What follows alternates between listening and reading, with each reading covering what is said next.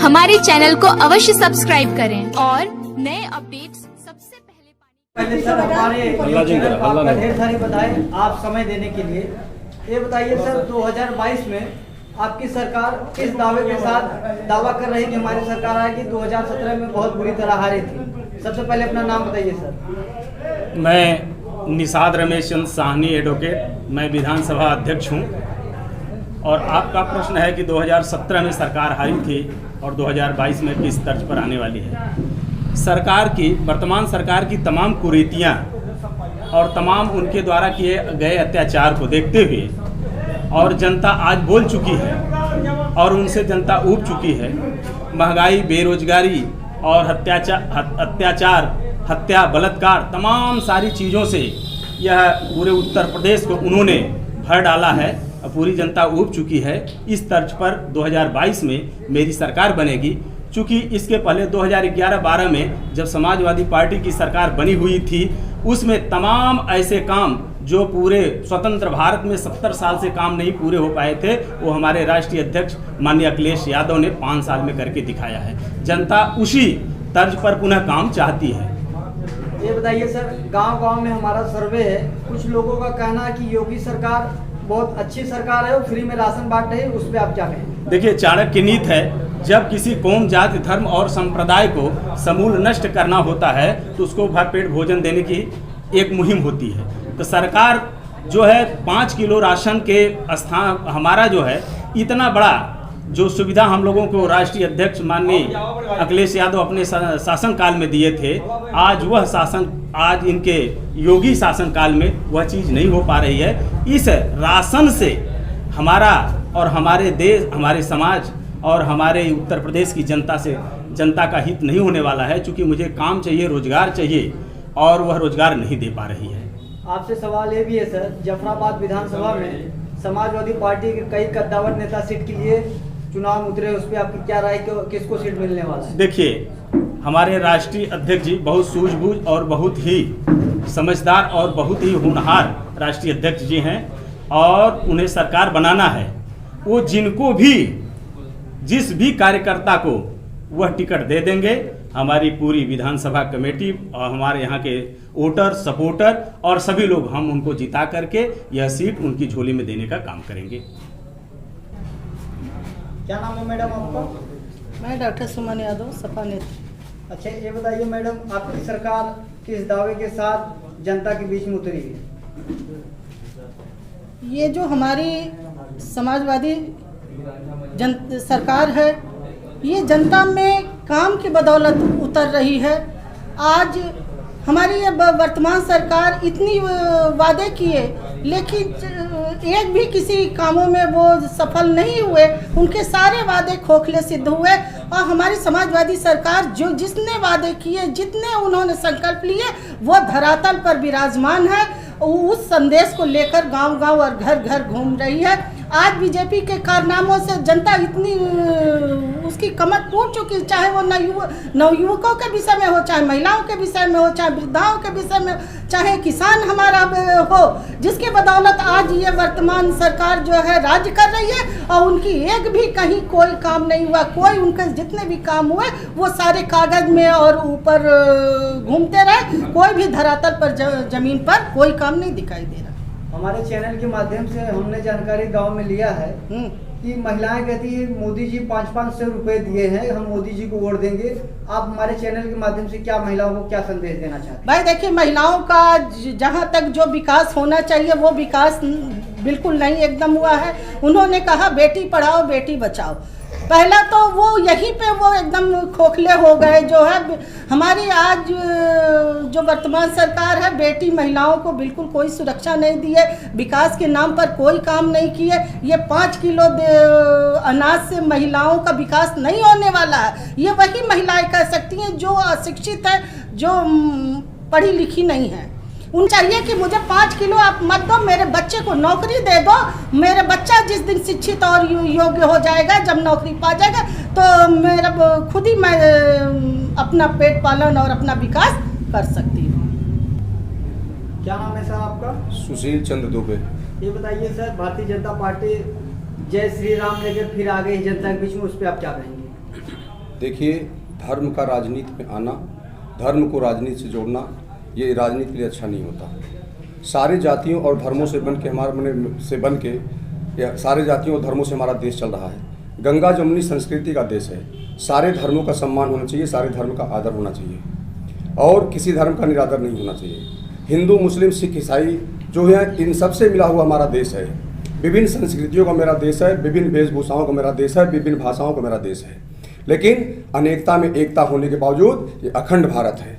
हम सारे भारतीय एक हैं, देश की एकता और अखंडता के लिए कार्य करते हैं और हमारे देश के किसी भी जाति, किसी भी धर्म, किसी मजहब को बांट के राजनीति करने की जो प्रथा है, इसका हम विरोध करते हैं। हम समाजवादी कहेंगे कि सारे देश के सारे नागरिकों को एक साथ लेके जो सरकार चल सके, वो सरकार समाजवादी सरकार है। समाजवादी सरकार सत्ता में 2022 में आए।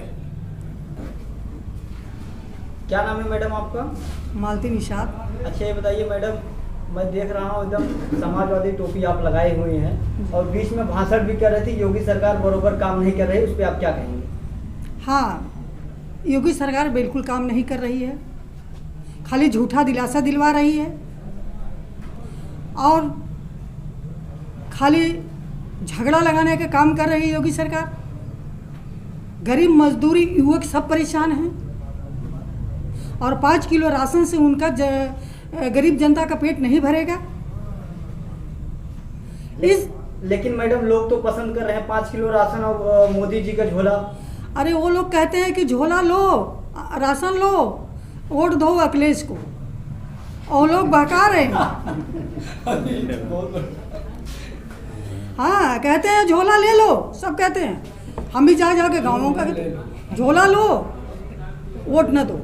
अरे बड़ी भद्दी गालियाँ भी देती हैं महिलाओं, कहती हैं ये सारा लुटेरा सरकार है।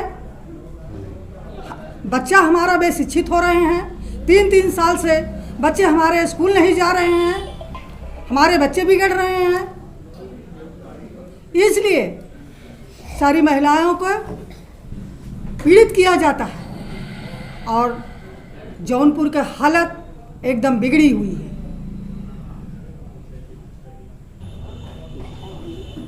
सर, ये मंत्री जी के बेटे ने किसानों पर जो गाड़ियाँ चढ़ाते हुए चले गए, उसके विषय में आप क्या कहना चाहेंगे? देखिए, आप लोगों को तो पहले हम बधाई देते हैं, धन्यवाद देते हैं अपने लोगों की तरफ से और अपने तरफ से।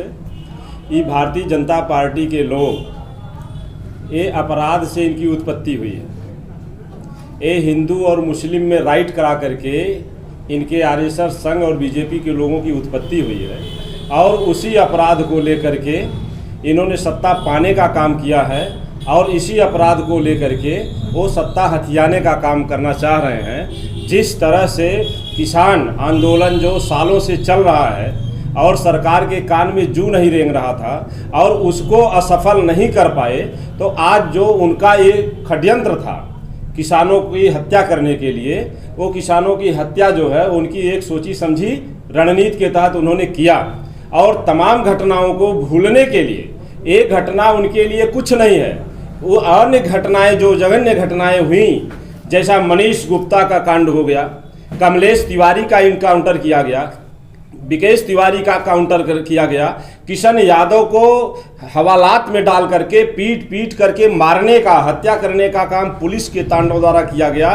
तो ये कांड भूल जाएं लोग, इसलिए ये लोग एक नया कांड, एक नया सुगुफा छोड़ दिए हैं। आम आवाम के मरने से, किसानों के मरने से, देश के छात्रों को, नौजवानों को मरने से इनसे कोई वास्ता सरोकार नहीं है। किस तरह से ये सत्ता हथियाएंगे, किस तरह से एक दूसरी मुद्दा को ढकने के लिए एक नया मुद्दा तैयार कर देते हैं। ये बड़े षड्यंत्रकारी लोग हैं।